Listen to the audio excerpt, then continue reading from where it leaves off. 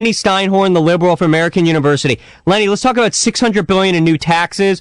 You've got the Buffett rule, and for the first time ever, the Romney rule, which is that Obama's going to cap how much you can put in an individual retirement account, and he's capping charitable deductions, all deductions at 28%.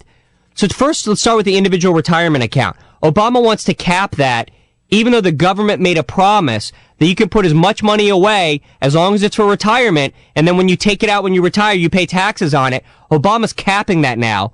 How is that possible? Tell us your thought. Tell me what his cap is.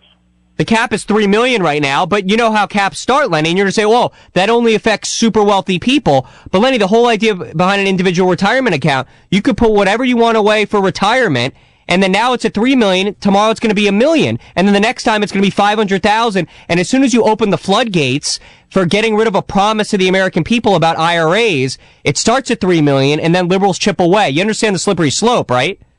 Oh, I know. It's the domino theory. And the minute you actually try and raise some money from wealthy people, then they're going to go after the middle class and pick their pockets. Come on, that's paranoid thinking.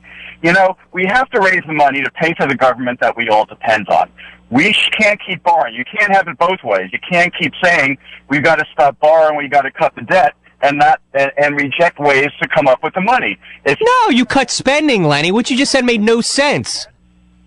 You're going to tell me, so tell me where you cut spending. Tell me. You immediately get rid of Obamacare. I just saved you $1 trillion, Lenny. And then over time, for people who are 55 and younger, you slowly raise the age in which entitlements come in.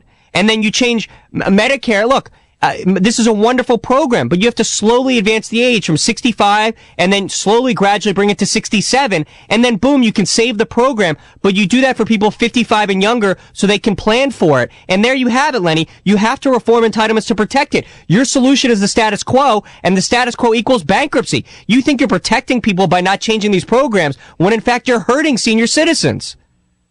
So the guy in the steel plant and the people who process the food that we eat and have these really tough, grueling, draining jobs, you're telling them that they should work 2 years extra and some multimillionaire should get off scot-free with the lowest possible taxes. First of all, that's a class warfare argument. It's silly.